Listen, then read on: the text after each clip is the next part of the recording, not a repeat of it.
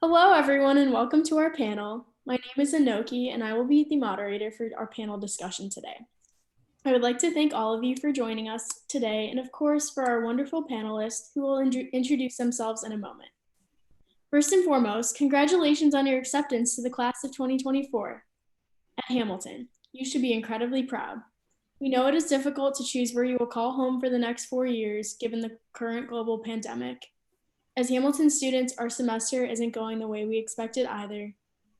While our situations are different, we empathize with the range of emotions you all must be feeling right now and hope that this conversation with us will help you learn more about the inclusive community at Hamilton and understand why we chose Hamilton as our home. We will start off with introductions from all of our panelists. As I mentioned, my name is Anoki. My pronouns are she, her, hers. I am a sophomore and I am a government major with a minor in theater. And my hometown is Deerfield, Illinois. And I work at the Office of Admissions as the diversity recruitment intern, and I run a club called Empower Moves on campus. Hello, everyone. Congratulations on your acceptance to Hamilton. My name is Bryce. I'm a senior at Hamilton, originally from Pleasanton, California, which is in the SF Bay Area. My pronouns are he, him, his. On campus, I am a government and Chinese double major, and I work as a tutor at the Writing Center, a DJ at the college radio station, and a peer mentor in the Multicultural Peer Mentoring Project. Hello, everyone. Pleasure to meet you. My name is Chevelle Jones. I'm from Brooklyn, New York. I'm a junior. I'm a double major in anthropology and Asian studies. And in terms of what I do on campus, I am a class treasurer for Student Assembly. I work for the HEOP office, or the Higher Education Opportunity Program. And I'm also an academic assistant for many different academic departments on campus. Hi, everyone. My name is Emily Finko. I also go by Mill. My pronouns are she, her, hers, and I'm class of 2023. And my hometown is Miami, Florida, and I'm a potential women and gender studies major with an art minor. And things I'm involved on campus involve Feminist of Color Collective, Sunrise Movement, and I work as a digital media tutor. Okay, well, you all submitted lots of amazing questions for us when you registered for this event. Unfortunately, we won't be able to answer all of them during this Q&A, but we will do our best to answer as many as possible. You should also feel free to ask more questions in the YouTube live chat on the right hand of your screen, and we will try to add some of those questions to the mix. Okay, our first question. There is diversity and there is inclusion. How inclusive is the Hamilton community? Is it a place where students from different racial, cultural, and socioeconomic backgrounds socialize together?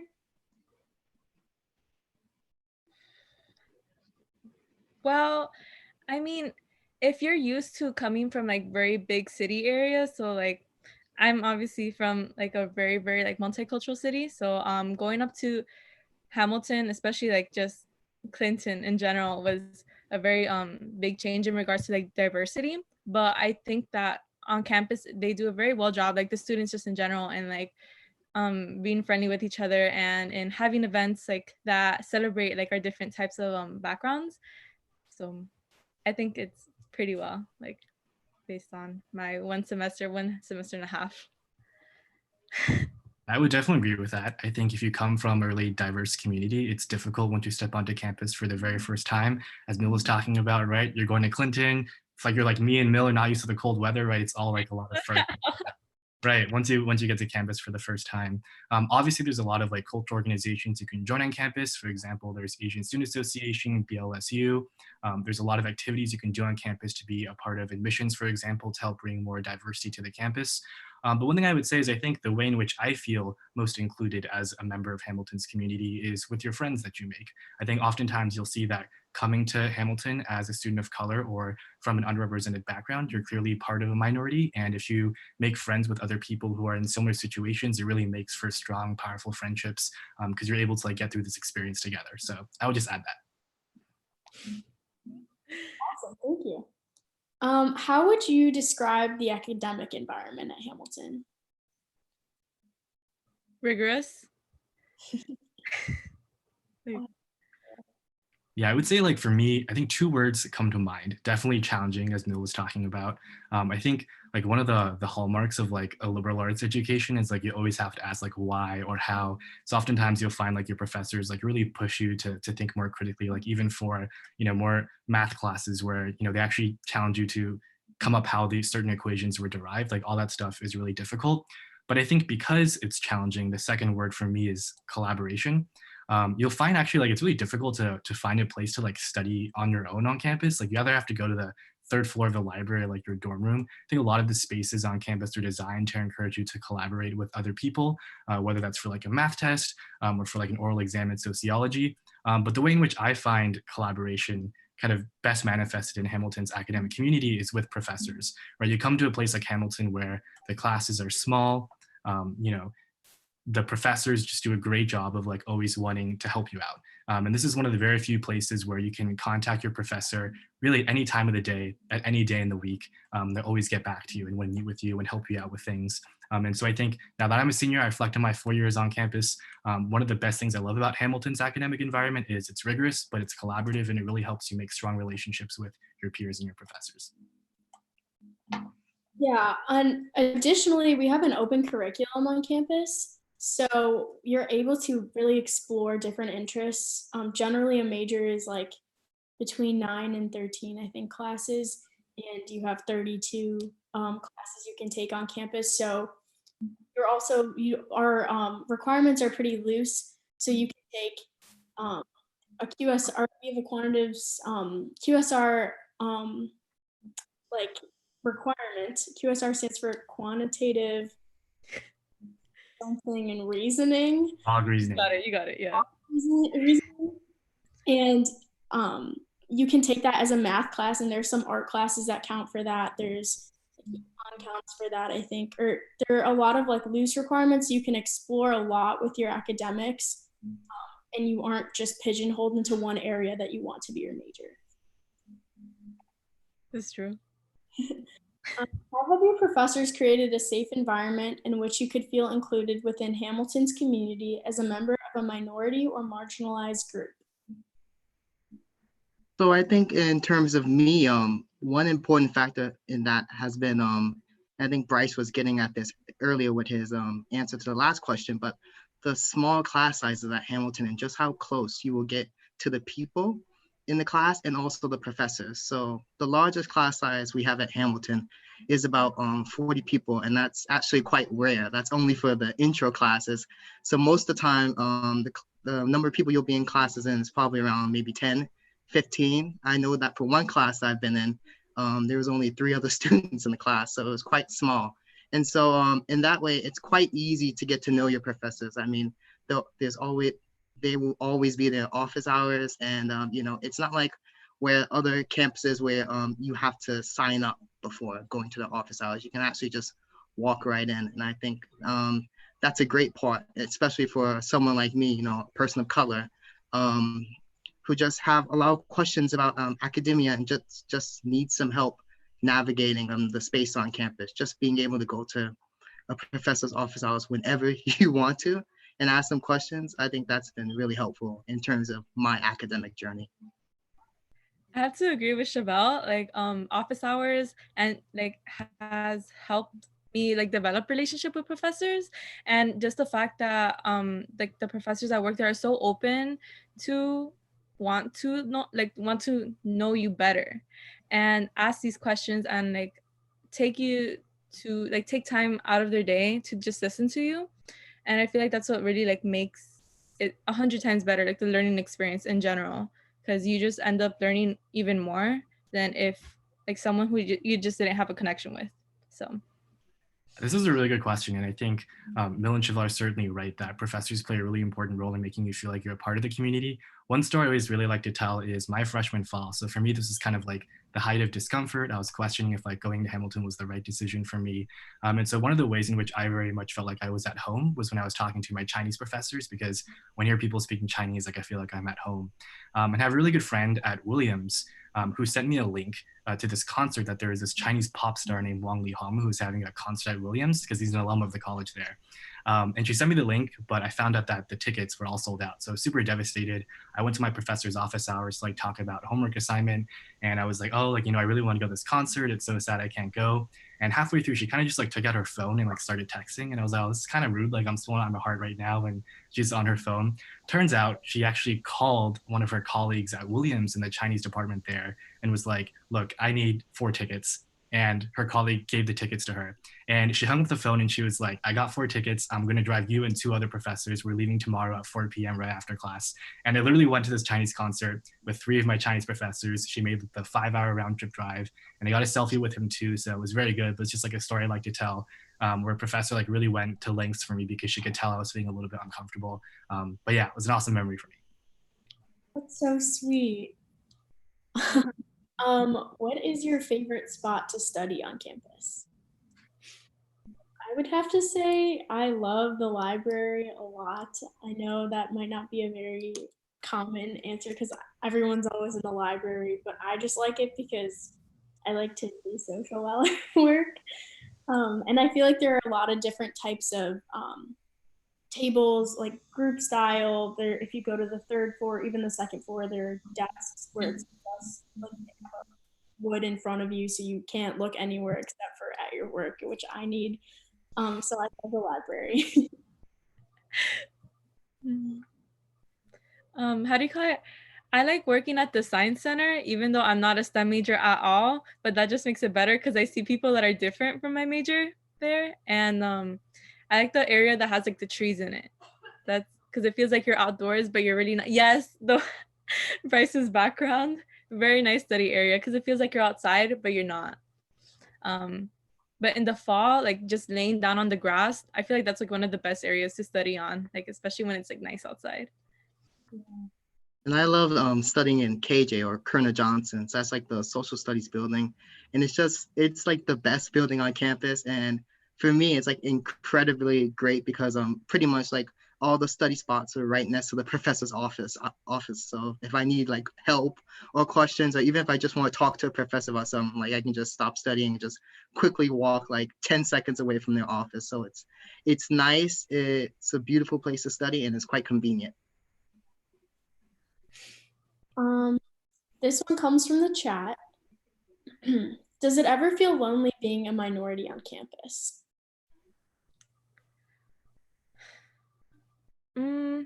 I feel like there's some times when it really does hit, like in the winter, especially, I don't know, because then that's when everyone just starts to get like even more separated than usual. So you just start like to feel lonely in general. But I feel like the minority community like at Hamilton College is extremely tight knit, and to the point like where I'm never really alone. I'm always with like a friend or 2 going someplace, and yeah. Yeah, that's a really good answer. Like I agree with everything that was just said. I would, seasonal depression is like certainly a real thing. Again, I guess maybe it's because like Noel and I came from warm places, but totally true. But one, I think the best parts is maybe the isolation is kind of what happens in the beginning stage. Like you feel a bit lonely because you're like, you're in the middle of pretty much nowhere. But after a while, you start realizing, oh, like your other friends like feel the same way too. Like they're looking for fun things to do. And so like now the first time it snows, like my friends and I like always have a tradition where like we play board games in the nighttime. So I think the isolation is just like a beginning thing. And then it kind of transitions into like a powerful rallying point of like you and your bunch of friends can just like get together and talk about things. So. One place where I would think that campus can feel a little bit lonely being a minority is in certain like smaller classes or even bigger classes. Sometimes you're one of few or the only minority. And while that can be kind of daunting because you feel like you're representing your race, it's really nice again because classes are small enough that you make friends in your classes, you know who's in your class, so it doesn't feel so isolating. Oh God, yeah, about classrooms. That's a really, really big like part of our day. But no, yeah, especially in like if like your major is like there's gonna be some classes where obviously there's gonna be more people who look like you, who think like you, but then when you start getting into like, for example, gov classes, or just econ classes, that's when you're gonna start to be probably the only one who like thinks the way you do and who looks like you too. So it's very hard to be in those type of settings and you kind of start to doubt yourself a little bit. But then again, you have like your whole community behind you. You have the professors behind you. So you'll be good. You'll be good in the end. So. Yeah.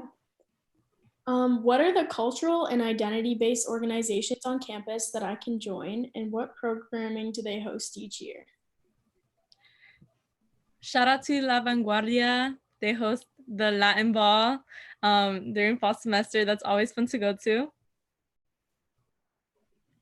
Yeah, like there's also like Asian Student Association too, which I was not a part of these past 2 years. But one thing I do want to add is like sometimes you'll find that your time commitment, your work schedule makes it difficult to be a part of a student club organization. Like I was in Asian Students Association my freshman year, but then my work schedule started getting too hectic. But the best part is they always have like a bunch of events you can always pop up to. One of my best friends like runs the Vietnamese student branch of the Asian Student Association, and they had like fun night, they had like a spring roll night. They even like made bun chao, which is like the Vietnamese meatballs. Like you can always roll through for that. And even like some departments, like the Chinese program will have like a Lunar New Year celebration. So even if you can't join the club because of other time commitments, there are always wonderful opportunities to go to some fun events that student organizations have, including La Vanguardia. So yeah. Yes, and I forgot to explain what La Vanguardia is, but it's basically like the Latinx society, like on campus. And they do like empanada game night. They do other like Hispanic related events. And also another organization that I'm kind of a part of is QSU, which is the Queer Student Union. And they do like National Coming Out Day when they had like a rainbow door and you could just pose by it. Trying to think of some other ones like. There's also BLSU. I don't know if we Black and Latinx Student Union. There's the Women's Center, and so like through those groups, like Black History Month is celebrated a lot, or like there's a lot of events surrounding or during Black History Month. And then Madeline wants to know if the pho is good. This is a very, very good question. So I would say if you like your pho on the sweeter side, then you'll be very satisfied with the offerings that we have in Central New York. So there's a place called Pho Mei Kong. Like it's pretty good, but the broth is like a bit on the sweeter side there. Yeah, Nooks knows. It's good stuff. But like the vermicelli bowls there, like also super good. So I'll give the pho a solid 7 out of 10. Yeah. We also have Rating. girls. I just gotta say. What type of support does Hamilton provide to help first generation students and or low income students in their transition? Well, I know there'll probably be a question about this later on, but for me, it was the HEOP office, so the Higher Education Opportunity Program. And so the Higher Education Opportunity Program offers like many different services for me. So every month I would have a meeting with them just to go over like my academic progress. They would help me out in terms of small things, such as buying books, like if I needed like to go home, if I need an emergency or anything, they would provide me a check for that. So that's one organization I know that's really particularly is set in Hamilton to help low-income students like me. Just like bouncing off what Chevelle was saying, I'm part of an organization that's kind of similar like HEOP, but it's not. It's called Posse, and basically we have like a mentor, and then we have people that we can go to, like liaisons from the admissions office, and I have my posse too, like my group of people that I came with, and it provides like a lot of good support, just to have people who are going through the same things that you're going through, and yeah. Yeah, I can also mention one other program is the Multicultural Peer Mentoring Project. For me, this has been like one of the most important programs that I've been a part of. So for any first year student who comes from like an underrepresented background, you have the opportunity to join this program where you get paired with a mentor who's an upperclassman. And so my freshman year, like my co-mentee was from Korea, and my mentor was a Vietnamese American student, and we ended up becoming like super close friends. We're still really close in touch. And now I get to like pay it forward as a mentor. So I have 2 mentees who are first year students, but it's a really fantastic program because the moment you step on campus, you have a mentor who's an upperclassman. They understand a lot of the struggles that you're going through. They're able to like point out to a lot of resources to help you out. So MP2 is very dear to my heart and definitely a wonderful program. Yes. Oh, just like a quick shout out. I was a part of that too this year. Mm. And my mentor was, yeah, a senior too. Her name is Grecia. And she was also a senior Miami Posse for some reason. But yes, shout out. Good program. Good. How is it? How is it to be a low-income and minority student at Hamilton? Coming from Kiara. I feel like you kind of notice a little bit, like the class divide in some points, and also yeah, with both like the class and race divide a little bit sometimes. Especially when you're like, especially in the academic setting, I feel like that's when you really, really notice it. But I don't know, that's just my experience from the little I've been here. Yeah, I would say that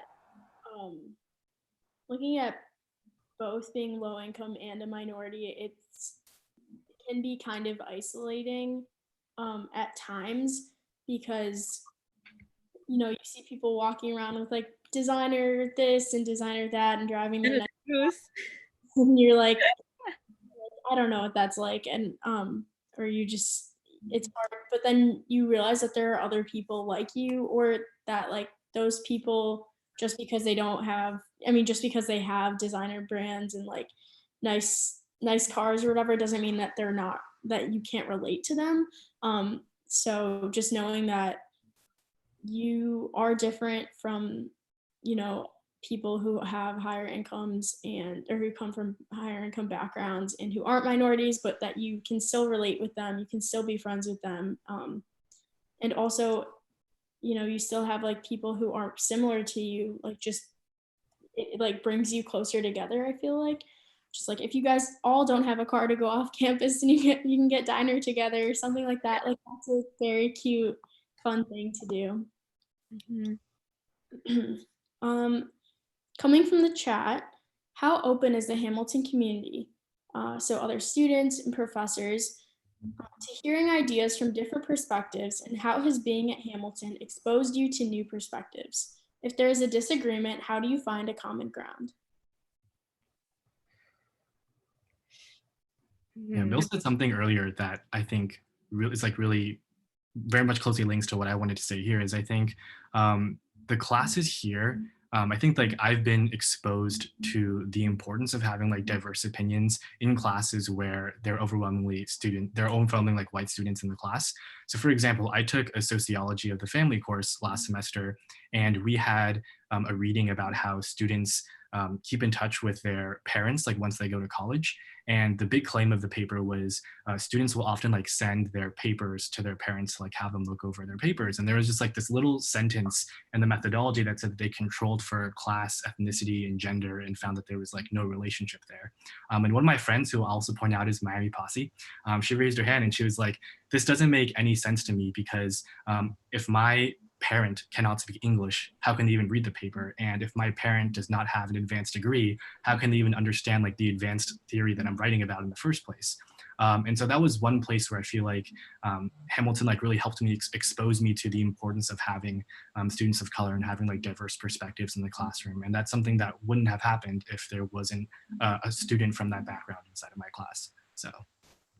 And I can say it's hard. It's hard to be that person in the classroom that's always like having to make those opinions heard, or like even having like your own voice heard. So I'm not gonna say it's not like it's gonna be easy. It's gonna be a challenge, and there's always gonna be people that want to talk you down or prove you wrong. But as like a POC in a predominantly white institution, you kind of have to like take that stand for yourself and for people that are gonna come after you. So it's just you live and you learn with that. Yeah, I feel like in kind of a different context, but obviously just I'm in a law class right now, and the other day we were talking about I think maybe the death penalty or something like pretty controversial. And I think what was really helpful is that the professors here really have your backs and or really have our backs. And so in any sort of disagreement, like there was one student who was his opinion was very different from most of the class, but just facilitating that or like saying that we should be very respectful of just acknowledging that other people have different opinions and just because they're not the same as ours doesn't mean that they're wrong per se, but just our professor did a really good job about just like keeping us all like understanding that this is like a conversation we're having and we're learning from each other and we're not trying to attack each other. So our professor basically did a really good job of facilitating that to help with the disagreement. What stood out about Hamilton in comparison to the other colleges you were accepted to?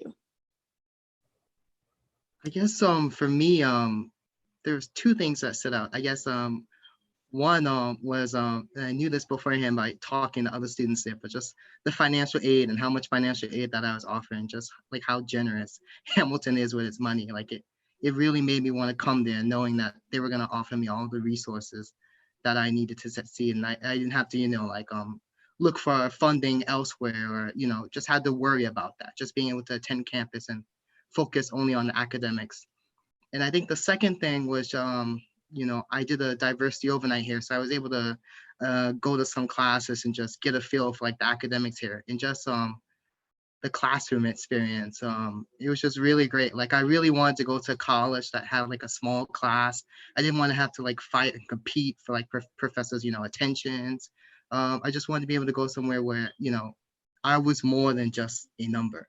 And I really feel like at Hamilton, like it's very easy to be on, professors will know your names in class, definitely. Even if it's a 40-person class, they will most likely know your name. So just the financial aid and just, how small and intimate the academic community is here made me really want to go to Hamilton. In terms of like how Hamilton compares to like other liberal arts colleges, because I'm sure a lot of you in the boat were looking at other liberal arts colleges, maybe in Southern California or like the rest of New England as well. I think two things that set Hamilton apart. One is certainly the open curriculum. I remember like my senior year, I was taking AP Calculus and I'm like, what am I doing here? Like I want to be taking like gov classes or more classes in the humanities. And so I like that at the core of Hamilton's academic promise is this notion that they trust us to be able to take the classes that we want to take. And that means that the students that you take classes with also made the active decision to want to be there. So that of course like makes discussion a lot more lively. It makes the class in general like a lot more interesting because people have interest in the subject. And second, and this is like a lot more superficial, but like Hamilton's campus is also really beautiful and there's just a lot of new buildings here. Like if you're into art, we've got the Kennedy Art Center at KTSA, which is the background that Nooks has, is like a beautiful study space. We have our own like art museum as well. The Science Center is like brand new.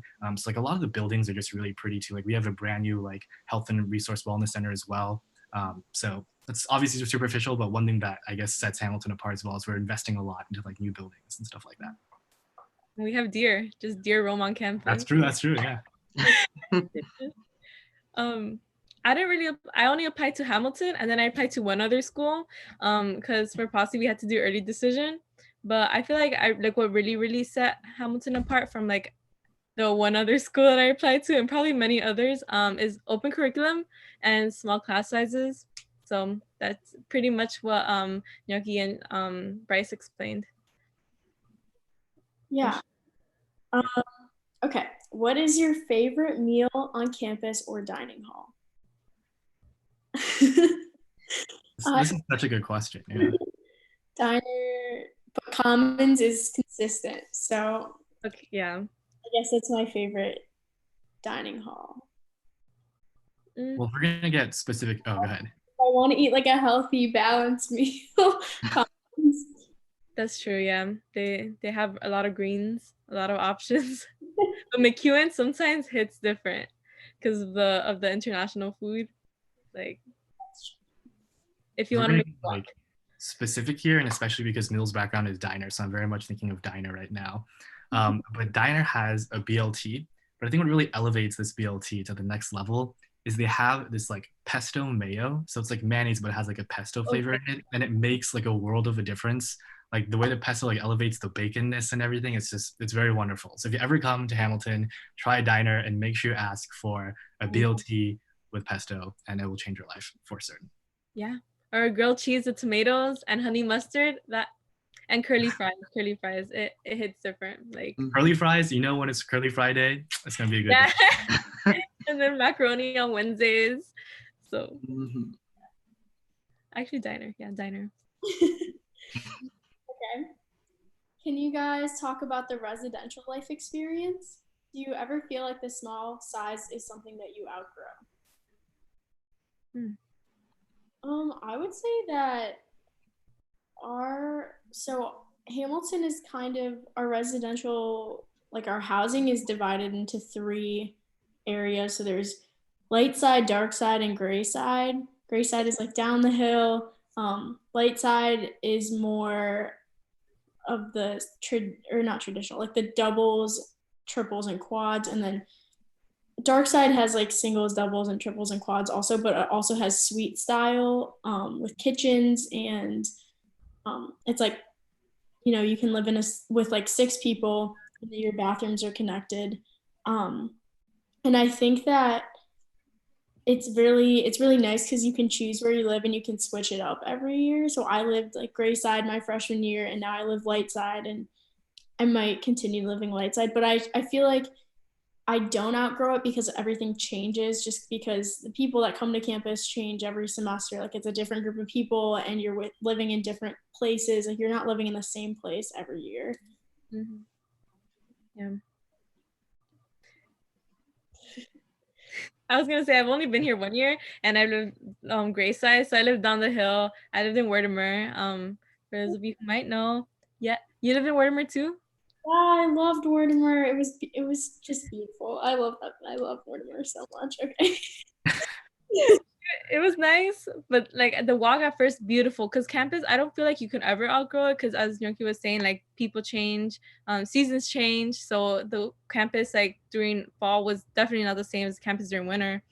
And that walk up the hill changed rapidly too because with the snow it was unbearable. But yeah, that's all I had to say. I just wanted to rant about Grayside. Wow. No, for housing too. So my freshman year, I lived in Keene, which is on the dark side. But I lived on the first floor of Keene, which is pretty special because there's actually only 10 of us. So initially I was like, oh, there are only like 10 of us. It's like, if we don't vibe, like it's going to be really weird. But I actually loved it. Like it was a really close, like intimate housing setting. And obviously there are people who lived on the second and third floor and there was the ping pong table on the first floor as well. So we always play with each other. But fun fact was, a month before all this COVID-19 stuff happened, all of my first floor neighbors and I, we got a meal in McEwen. So it's nice because we are seniors now and just kind of reminiscing on all the crazy shenanigans that went on during freshman year. We're still in touch. And, I don't think that would have happened unless we had that close-knit 10 people like in my freshman year. So. Yeah, I had a similar experience because I lived with, I think there were six of us on the first floor. Yeah. No, I had a similar experience too. I lived in Major actually, so there was only about 10 of us and on the second floor, and so that was a great experience. And I guess just to add on to something, Hamilton recently has started an initiative where they have special interest housing. So it's housing based off special topics. So for example, I know a friend of mine, he started like a gaming interest housing. So it's housing for people that are interested in playing games. And so one of their things is that every 5 or 6 weeks they go to some type of video game conference or whatever. And so Hamilton has many different options in terms of housing. So be sure to explore that. How do you call it? Like I was part of CORE, which is community outreach floor.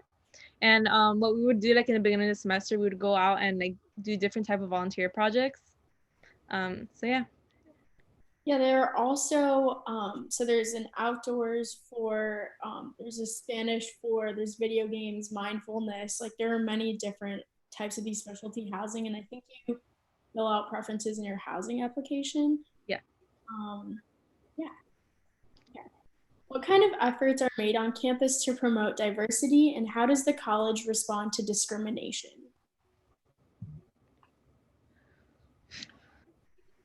I think in terms of that, so we have this building on campus. It's called the DMC, the Days Masolo Center, and so that's one place in campus, where they do all type of events that have to do with diversity. They interact with many different clubs, such as BOSU and La Vanguardia, and so that's one place on campus where many people come to talk about diversity. They come to plan diversity events. And in terms of discrimination on campus, it's definitely addressed by administration. So whenever there is some type of event, we all get emails about it. And I believe also on campus, there's a Hamilton College Special Task Force that has to deal with diversity diversity, events. So if someone has said something racist or discriminatory towards you, then you can report it and they will deal with that. I think that it is a really difficult, like we've definitely had some incidents on campus, and I think the best thing that we can do is report the person. And as far as I know, whenever things are reported, usually they're handled like accordingly. Usually by, I think it depends, but there's like the dean of students is on that task force also. I think, yeah, I think Chevelle said it pretty well. Yeah. Okay. Coming from Ibu and Alia, sorry if I mispronounce your names. Do you think there is a divide between minority and non-minority students on campus, and how can you overcome that? How have you overcome that? I think so. I would Well, say, yeah, I mean, you do what you can. Like at some points, like there's gonna be some people that you're not obviously gonna be friends with, and then some people you are gonna be friends with, with the divide. So I don't know. It's just something that you just like kind of learn as you live on the hill, or that I don't know. It's Yeah. very tricky. Yeah, this is a really good question, and there are certainly go ahead, Mel, go ahead. No. Go ahead, Bryce. Sorry. Okay, no, like there are certainly friends that I have who are white, and we're really close. We totally vibe. But I think the thing about this question, and it's really well thought out, and it's hard for me to come up with a good answer here. But I feel like the answer to that question is really just some people you vibe with and some people you don't. It's part of going to college, right? You're going to meet people who will become your best friends forever, and you're also going to meet people who you just don't vibe with, maybe because they don't really understand or respect like what it's like to be a minority here on campus. So I would say it's difficult. Sometimes you're not going to vibe, as Mill was talking about, but sometimes you will vibe and it'll work out and you'll have a good buddy. That's the word. Yep. Like you meet good, like there's obviously a lot of good people there, like on campus, and so you'll meet your the ones you hang out with. yeah, I would say that even though there is a divide, that doesn't necessarily mean that only white people are friends with white people and only minorities are friends with minorities. Yeah.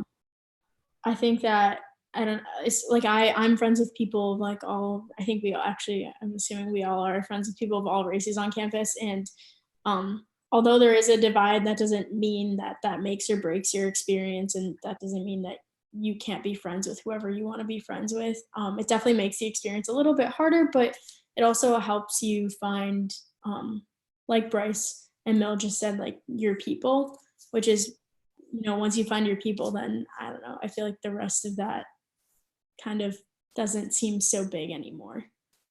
It really doesn't. Yeah, you just have to find your community, and you can find it with all like the organizations. Like if you don't feel like that good going into the beginning semester, like there's the BLSU, QSU, etc., etc. So you just have to take your time. What is your favorite thing about Hamilton and one thing you would change?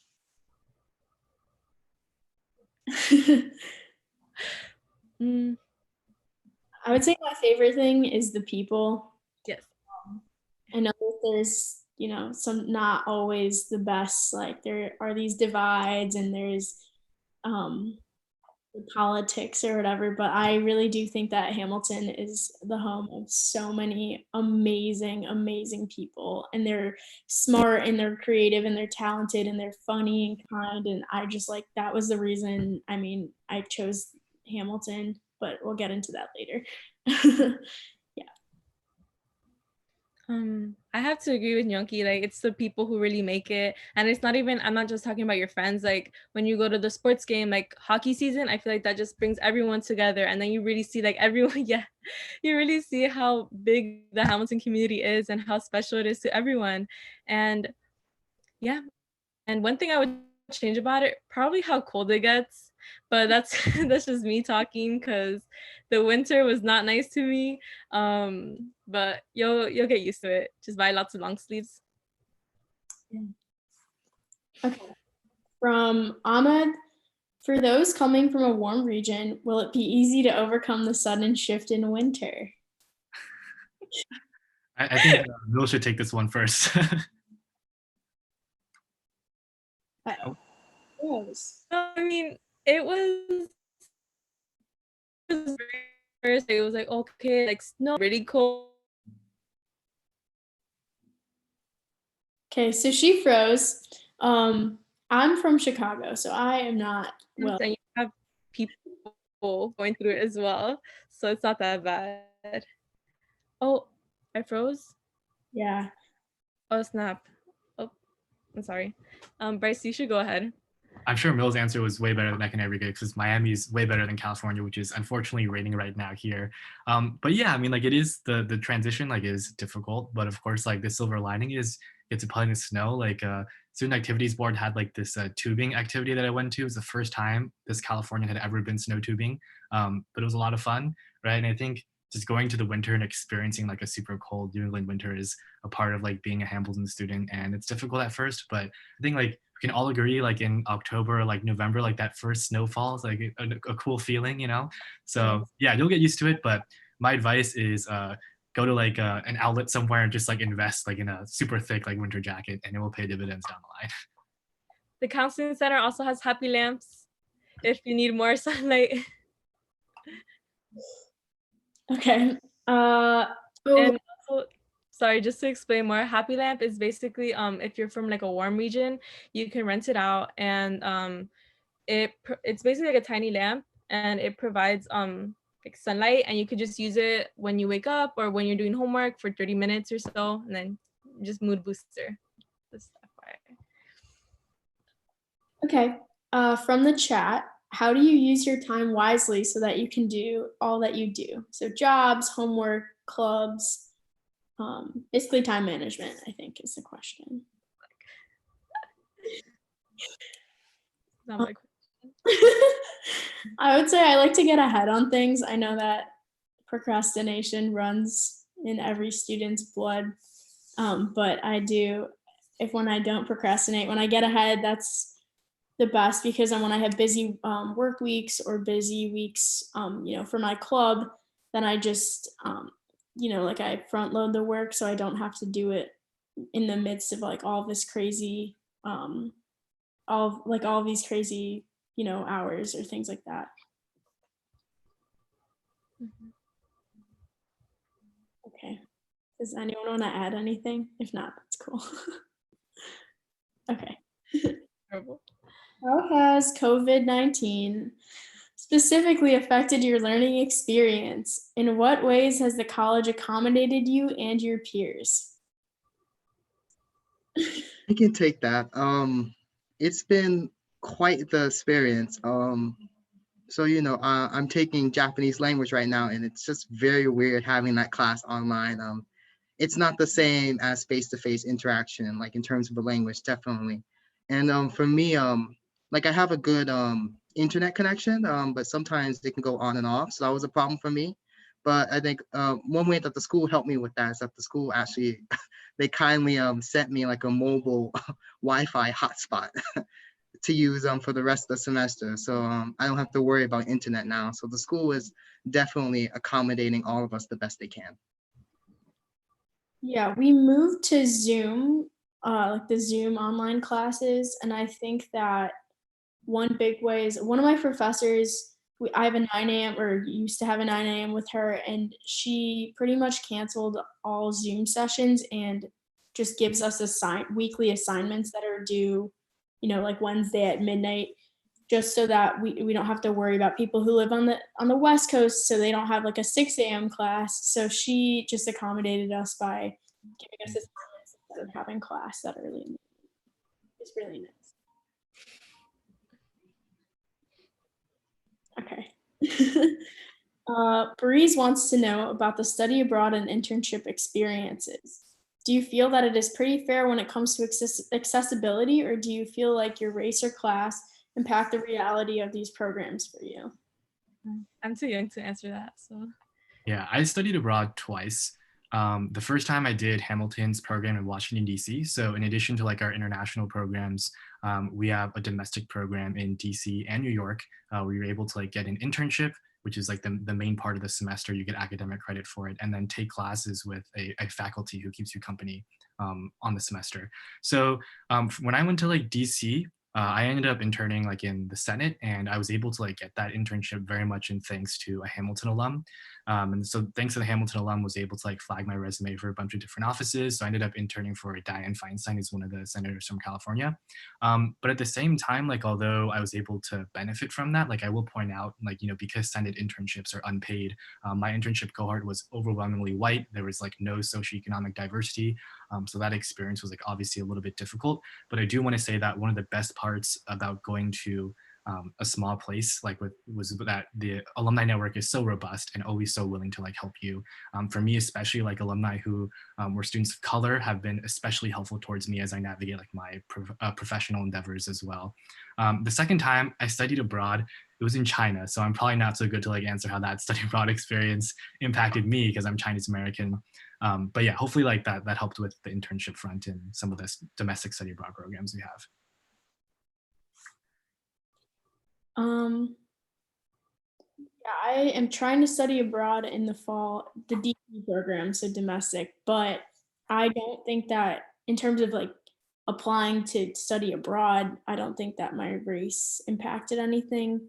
I think that I chose not to study abroad in like overseas because I felt that like that would be a little bit more expensive.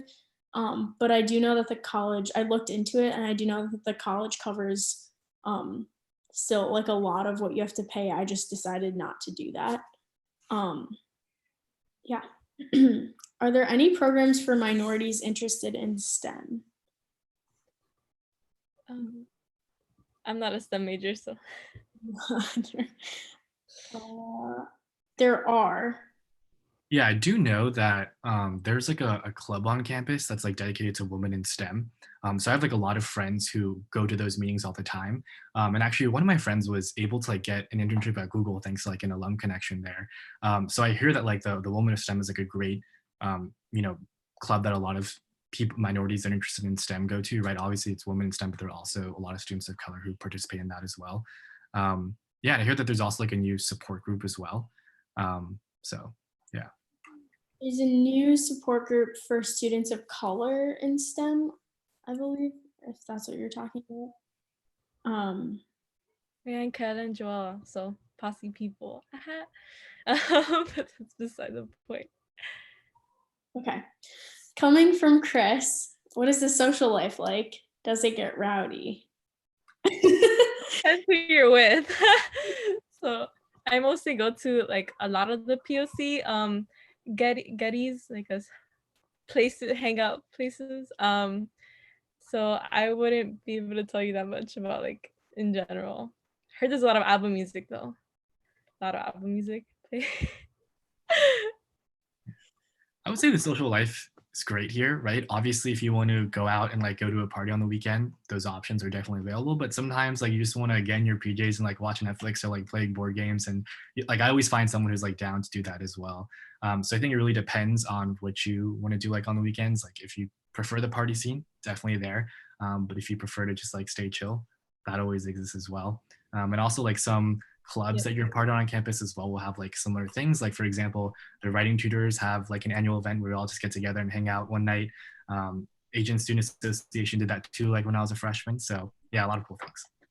And if you don't participate in any type of activities that involve like hard, like partying or like anything that is like in the partying scene, I know like Sadov, which is like a place on campus, they do like late nights, which are like alcohol-free events, like if you're not into that, and they do like rock climbing and like balls and stuff. So a lot of different options for everyone on a Friday night. Yeah, I would say that even if you don't party, actually, I don't think like, yeah, I don't think it alienates you because there are plenty of people who stay in or would like sit and watch movies. Like we in Sadov is our student activity center. and in the basement or in our sun porch, there's like a TV, and sometimes it'll be late on a Friday night, and I'll see people like playing video games in there, or like there's plenty of options that don't include partying, and there also includes options that do include partying. Yeah. Okay. Can you talk more about the opportunity programs and the summer component? Um, just in case you want to know more about this, there is a HEOP, which is the Higher Education Opportunity Program, and then College Scholars panel on April 13th. Yeah. Do you want to talk about Posse or HEOP, guys? I can talk about HEOP. So I guess just a sneak preview. For HEOP, it's a 4-week summer intensive program, so it's definitely a lot of work. Basically, for 4 weeks, you'll take different classes here. You'll take math, math, literature, history, government. You'll take either biochemistry or geometry. I mean, geoscience. You'll take a speaking class. So you'll definitely have classes, but you'll also have different activities. So every week, there's some sort of event that you'll be going to. So for example, 1 week, me and my HEOP class went to like a Broadway play. And then for another week, we had speeches. So we each gave personal speeches. So it's definitely a lot of intensive work, but it's so worth it in the end, because all the people that you meet during HEOP, you're going to see again during the campus. So on your first day of campus, you won't feel lost, or you won't feel like, I don't have any friends, or I don't know anyone on campus. You come in already, accustomed to like the campus resources. You have some group of people that you met over the summer that you're friends with, and you also have the opportunity program who does their best to support you in any way that they can. So it's definitely, I would say it's definitely like a very intensive program, but it's so worth it in the end. And don't let it scare you. It's a great program, and you'll be happy that you did it in the end. Awesome. Thank you. Coming from Ray, what are the general political leanings of students on campus, and how does Hamilton facilitate the conversation between students with different political beliefs? Well, as a government major, I feel like somewhat obligated to answer this question. But no, this is a really good question. Like, I will tell it to you straight up. The campus at Hamilton is overwhelmingly liberal.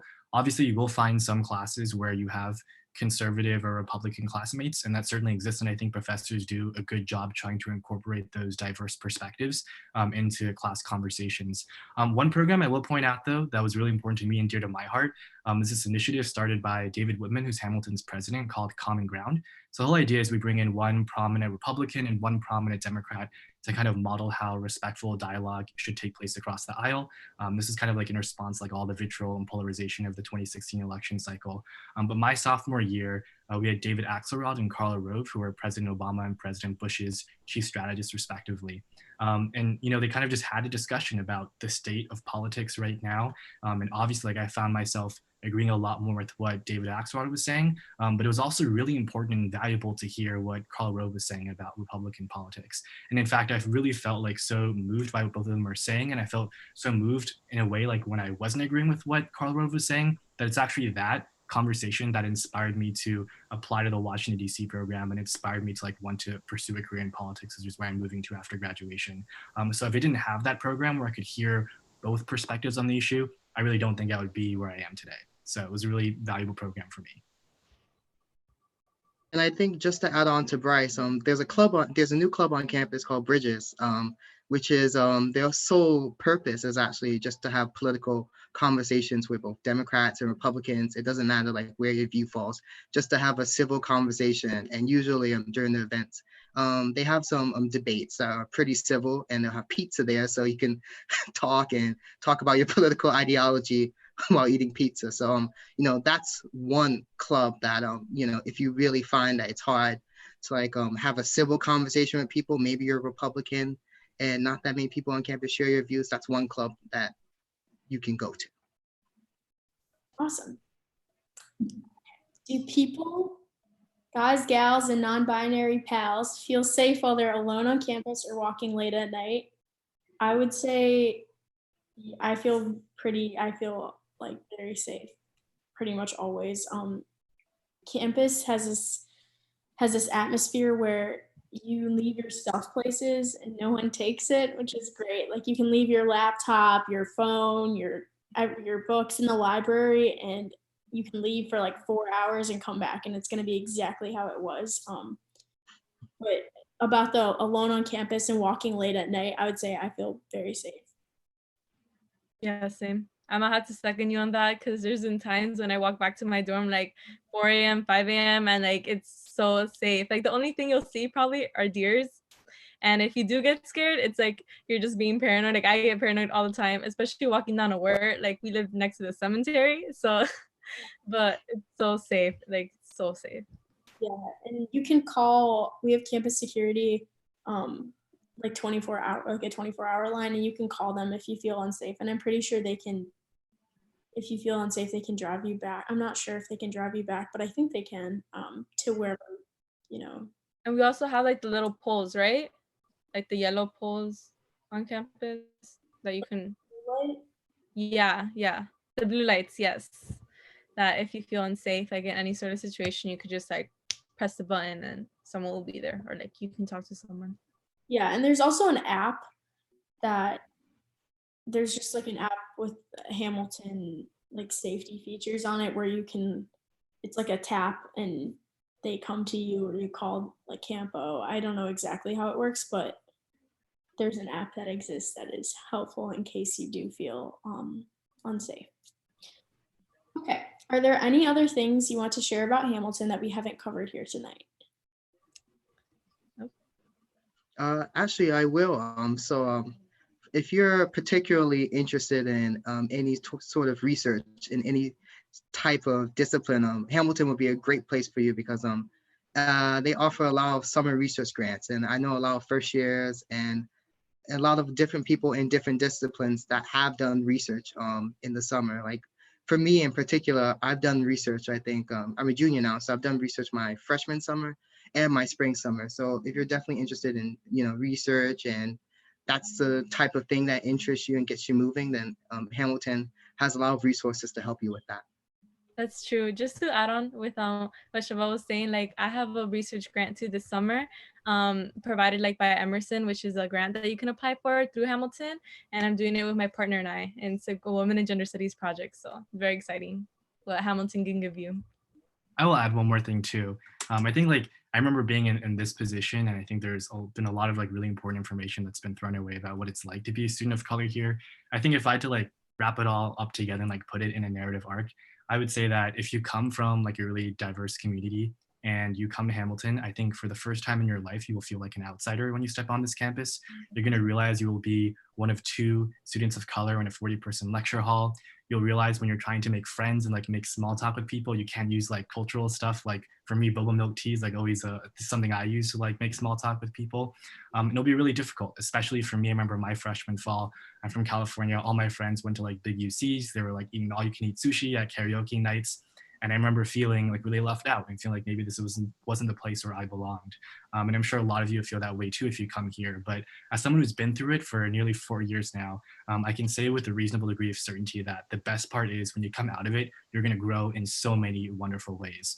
Because my friends may have been able to go to a place where they had a strong Asian community and had good Asian food, which Hamilton doesn't have, but they're not going to be able to say that they had the experience of going to a place where you had to so like overtly deal with discomfort and foreignness. And down the line, whether it's your professional life or 20 years from now, having the experience of being in a place where you know what it's like to be different, and knowing that you had the 4 years of college to handle that, you're going to grow in so many wonderful, wonderful ways. And I think it's a really important and special part if you choose to come to Hamilton as a student from the underrepresented background.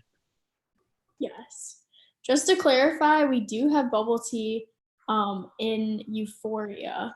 I don't know how you feel about it, Bryce. But I would say go for the smoothies at Euphoria. Smoothies are good. But there's a Kung Fu Tea in Syracuse, so if you ever go there, you can definitely hit up Kung Fu Tea. It's a good solid franchise. But yeah. There's a place in New Hartford too that has good bubble tea. But our last question for tonight is, why did you choose Hamilton? I think I answered this earlier, but I chose Hamilton because of the people. I remember I came to visit for accepted students overnight. And I met like 3 people, and right away I was like, this is it. This is my place. Like, these strangers are helping me and they're so kind, and it was just the people for me. I'm gonna have to agree with Gnocchi. Definitely the community, like on the jump. But I have to admit, I had an unfair advantage because of Posse, so I knew like so many people. But like it was just that, like the whole environment that they made for us, that I was like, yep, like I can live here for the next 4 years maybe. Yeah, and in case you're worried about not being able to meet people, obviously because campus is shut down. Actually, the country is kind of shut down right now. Um, there will be virtual events that are coming up. I think you should get emails about them, and you can look on the website to see. But there will be virtual events where you can meet people. Yeah. Bryce and Chevelle, do you have anything, or why did you choose Hamilton? Yeah. I guess So, go ahead, Chevelle. Sorry. no, go ahead, Bryce. Oh, okay. Yeah, I think for me, it really came down to like where I'm from, like in kind of Silicon Valley area in California. Like it's a very competitive and intense place. My public high school, like everyone was all about like competing with each other, who had the best scores and like the highest GPA. So for college, I just really wanted to go somewhere that I felt like was extremely different. Somewhere like, even if it was in the middle of nowhere, a place where collaboration was the norm and like not the exception, places where I could, feel comfortable asking for help. And when I visited Hamilton, and I really sympathized. I'm sorry you guys don't get the chance to visit campus, but when I visited, like I just really felt that energy like emanating in a really palpable way. I was like talking to professors or meeting students who were already at Hamilton and had been there for 1 or 2 years, and it felt like it was just a really collaborative place that I really wanted to learn. And the open curriculum, of course, was a big component for me as well. I would have to agree with everyone here. It was the people. Just visiting campus I'm sorry you don't get to experience that, but it's such an amazing experience getting to just know people here on campus who, after I was admitted and I went, they still remembered me from like a year ago, and they still talk to me. And I guess also for me, financial aid was like a big component for me. I didn't want to have to pay for that much for school. I didn't have the resources to pay for school. So I was very happy with the financial aid package, and just the academics here. I feel like just the fact that it's a small campus and it's a really intimate community. They have a saying, the Hamily. It really does feel like a family here on campus. So that's what made me want to go to Hamilton. All right, well, thank you all for attending the panel, and we hope you enjoyed hearing about our campus experience. Thank you also for your questions. We're sorry we could not get to all of them, but if you would like to stay connected with us through the various virtual options we are offering, please visit hamilton.edu/explore. We will be updating this page regularly with new content and information. Thank you again for spending time with us and letting us share our experience. We hope that you choose Hamilton. We hope that you choose to join the community next year. Bye. Bye. Bye.